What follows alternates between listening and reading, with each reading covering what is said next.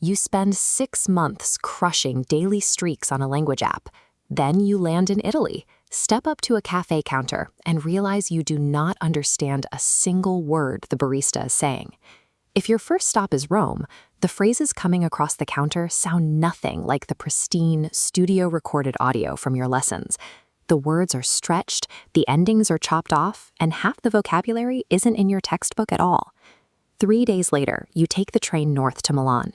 You walk into a shop, deploy the exact phrases you finally figured out in Rome, and the shopkeeper immediately freezes you out. Your tone is wrong, your register is entirely inappropriate, and the interaction shuts down. Rome sits at the geographic center of the peninsula. Over centuries, its dialect absorbed southern influences, moving at a slower pace. It carries a warmth and expressiveness that dominated Italian cinema for decades, cementing it as the prestige flavor of the language. Milan has a different lineage. It spent long stretches under Spanish and Austrian rule, and its massive industrial boom brought waves of internal migrants.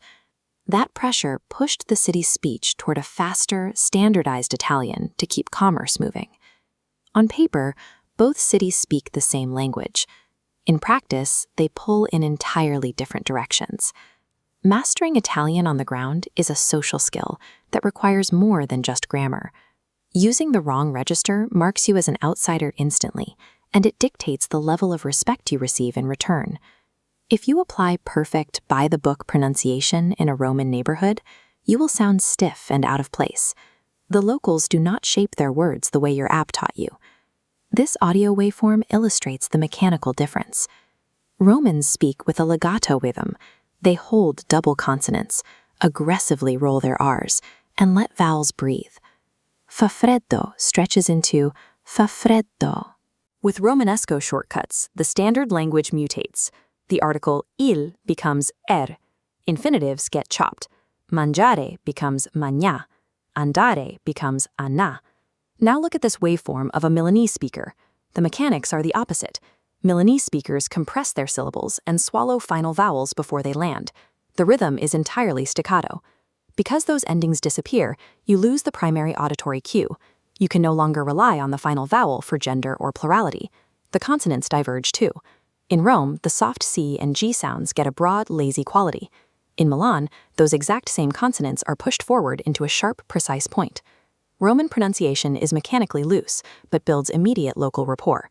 Milanese pronunciation is textbook precise on the surface, but the sheer speed demands incredibly high auditory processing from anyone listening.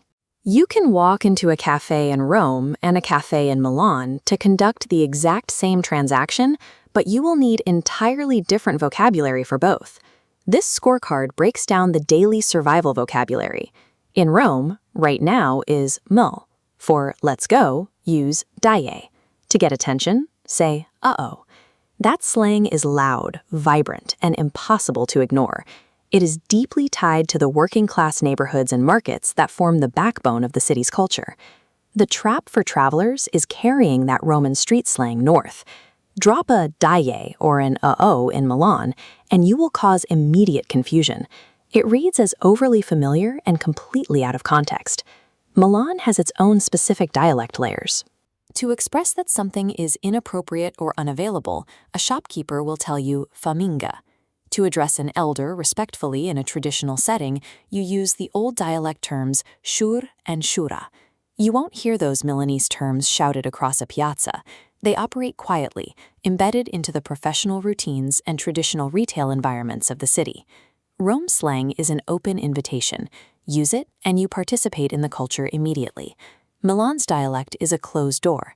You only get access after you prove you understand the local norms. Now we need to look at the formality barrier, the specific rule set that dictates whether an interaction opens doors or shuts them. Rome operates on a democratic default. Outside of a corporate boardroom, Romans drop to the informal tu almost immediately. There is an expectation of rapid, unfiltered intimacy between strangers. If you hold on to the formal lay with a Roman barista or market vendor, you don't sound polite, you sound pompous. This flowchart maps the rules in Milan. Here, the formal lay is mandatory, and your register depends entirely on the venue. A bank requires strict formality. A boutique requires lay until the staff shifts. A casual bar allows 2 faster. In Milan, you never initiate the register shift. Dropping to 2 before explicitly invited violates a social norm. This divide dictates how conflict is handled too. A Roman will tell you exactly what is wrong, using vivid, emotional directness. A Milanese person expresses disapproval with a clipped, low-temperature finality. The consequence of misjudging this register shifts between the 2 cities? In Rome, you merely look stiff. In Milan, a mistake marks you as culturally unaware, which can stall a professional or personal relationship before it even starts. You have to choose your preparation based on your destination. You are either getting ready for Rome's messy warmth or Milan's pristine stratification. This quadrant chart maps the required effort.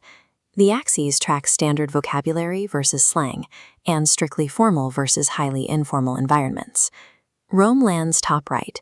You must ear train for truncated grammar and rapid-fire slang. Milan is bottom left. Master the formality ladder and understated dialect cues. For expats staying long-term, the reality is clear. Thriving in Rome requires vulnerability and volume. Thriving in Milan requires patience and social awareness. Mainstream language apps fail in both cities because they only teach sterile, universally inoffensive vocabulary. They prepare you for a version of Italy that does not exist on the street. This is where Street Tongue actually solves the problem. It is built specifically to teach how locals actually speak in their specific regions. The app uses AI scenarios and pronunciation checks calibrated directly to the Roman and Milanese city dialects. You get to practice the exact slang and register shifts you will need before you ever step foot in the country. Using it means abandoning the safety of standard textbook Italian, but trading that safety for localized knowledge reduces the social friction you'll face upon arrival.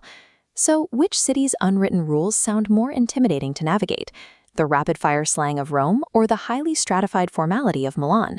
Let us know in the comments and share your own culture shock stories below.